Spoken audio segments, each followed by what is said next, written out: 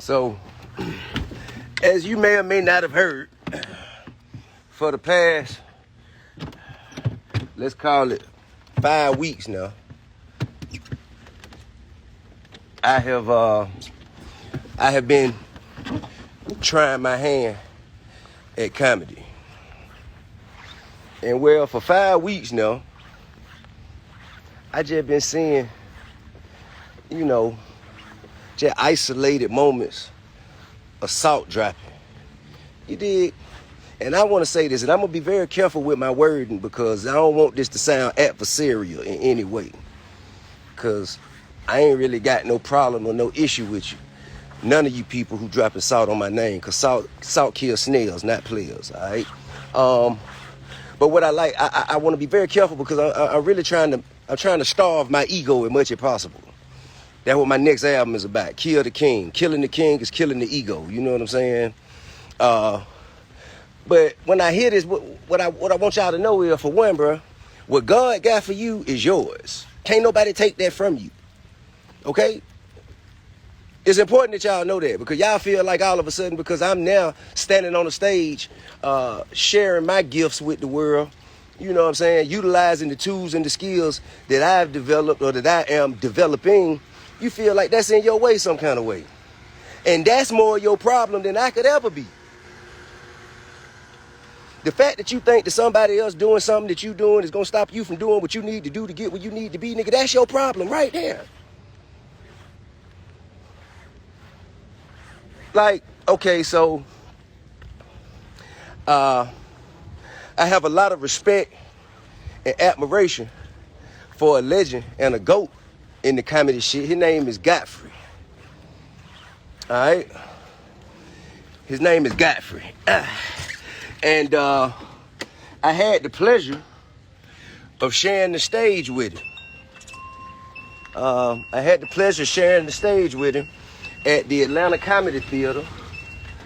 And had a good time, you know what I'm saying? Got up there and worked on my set, you know what I mean? I enjoyed the crowd, enjoyed the opportunity. And well, I thought all was well. I thought it went very good. And then I see an interview with Godfrey. And how I see Godfrey is a legend. He's a GOAT. I'm talking about, he undeniable. All right? Undeniable. And I see him as a giant in their comedy shit. And what I saw in his interview was, I saw a legend trying not to hate while hating. You know what I mean?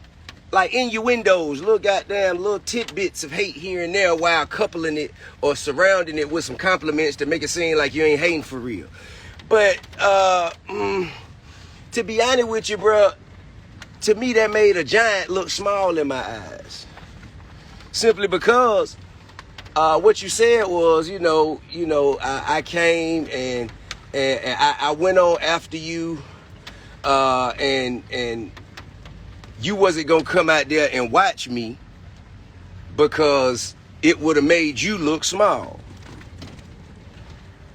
How in the fuck can I make you, a giant in this shit, look small?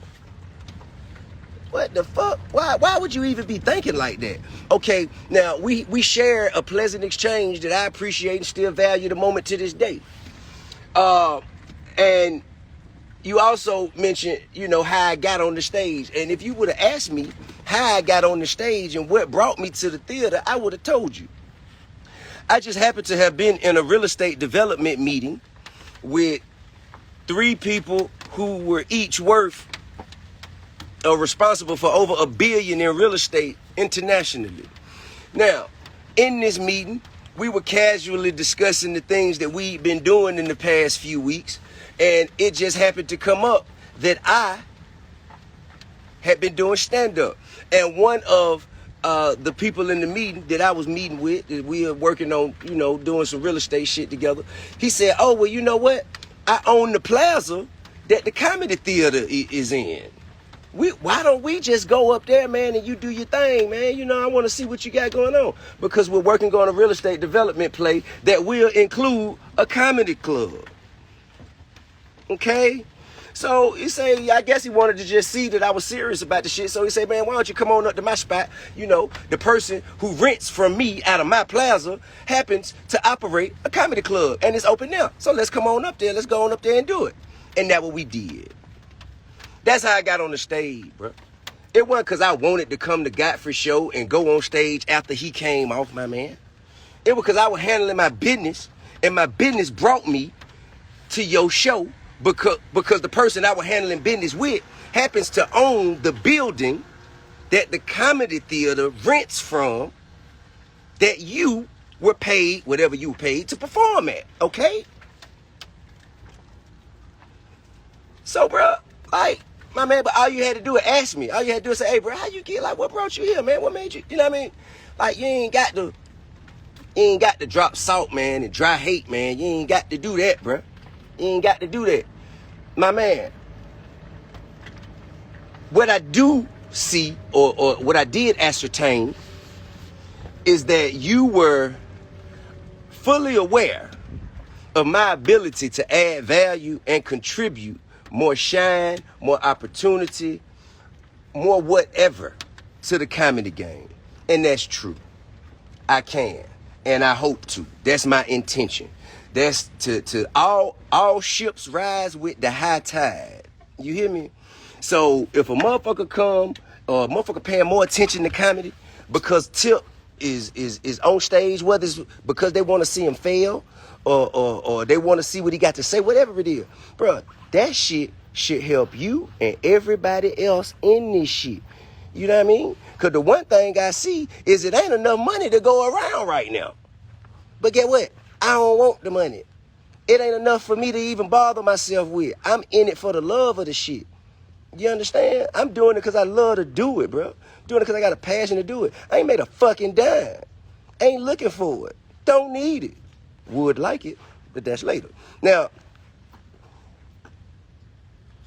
what you are failing to do is recognize someone who could be an ally, someone who could be an asset, someone who could add value, and you misrepresenting that as opposition.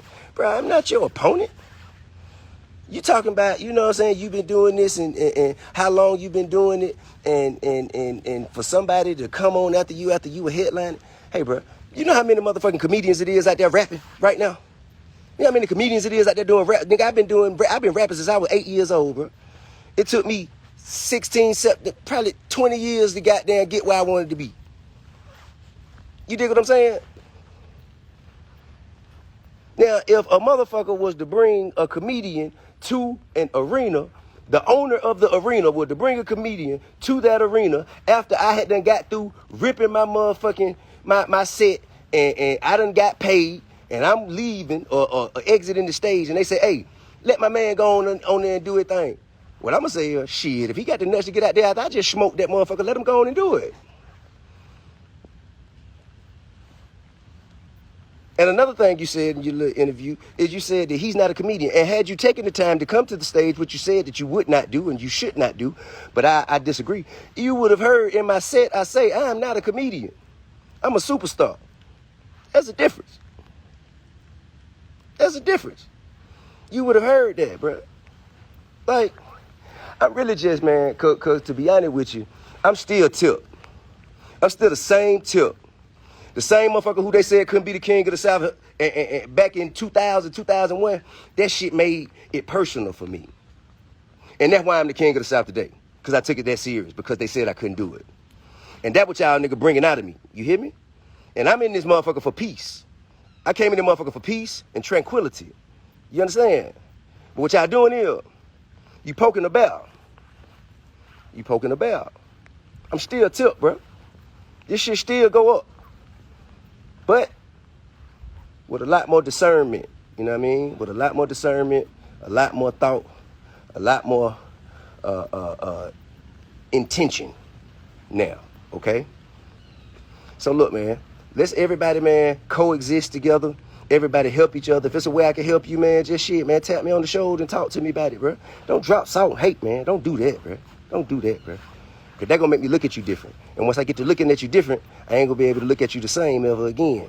I got a lot of respect for you, a lot of you. So, man, don't let me catch you out there hating because you think somebody threatening your position who ain't even coming for your position. Don't make me get to applying pressure to the position that you applying for. Okay? So let's everybody live together, coexist, and just goddamn, man, and try to help each other as much as possible, man. Because the other shit, that shit lame as hell, bro.